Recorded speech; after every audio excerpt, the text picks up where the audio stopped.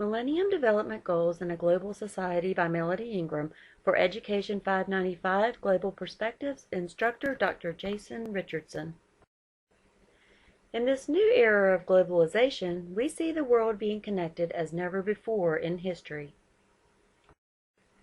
While countries like China and India have transformed their economies in just a couple of decades for the better, there are still countries in Asia and Africa hovering in poverty.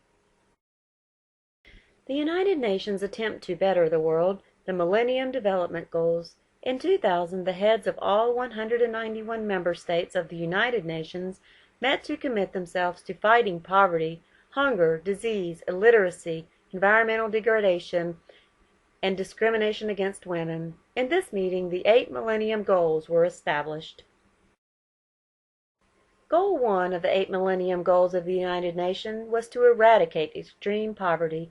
Goal 2, achieve universal primary education. Goal 3, promote gender equality and empower women. Goal 4, reduce child mortality. Goal 5 of the 8 Millennium Goals was to improve maternal health. Goal 6, to combat HIV, AIDS, malaria, and other diseases. Goal 7, to ensure environmental sustainability. Goal 8, to develop a global partnership for development. Strengths of the MDGs in education were endeavors to bring access to education around the world by 2015. The world saw an increase from 82% enrollment in primary school in 1999 to 87% in 2007. Education brings the overall quality of life up and increases literacy around the world. According to EFA Global Monitoring Report, literacy strengthens the capabilities of individuals, families, and communities to access health, education, political, economic, and cultural opportunities and services. There are advantages to MDG Goal 2, focused on education for all, increased literacy worldwide. Literacy transforms human beings into active members of a society, and it affects every aspect of their lives.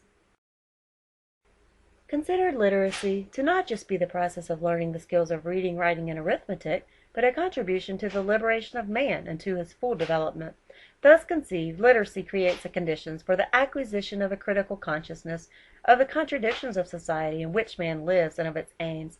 It also stimulates initiative and his participation in the creation of projects capable of acting upon the world, of transforming it, and of defining the aims of an authentic human development.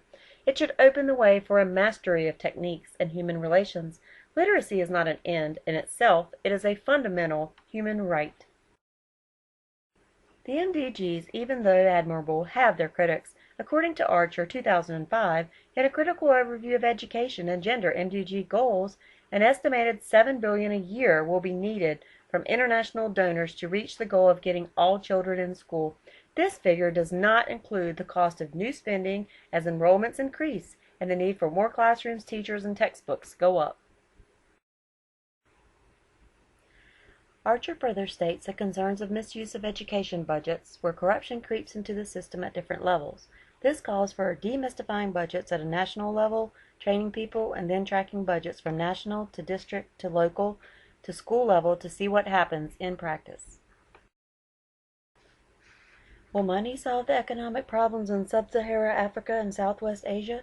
Vasquez, 2005, director of the Center for Global Liberty and Prosperity at the Cato Institute, points out that aid and debt relief have not always proven effective in the past.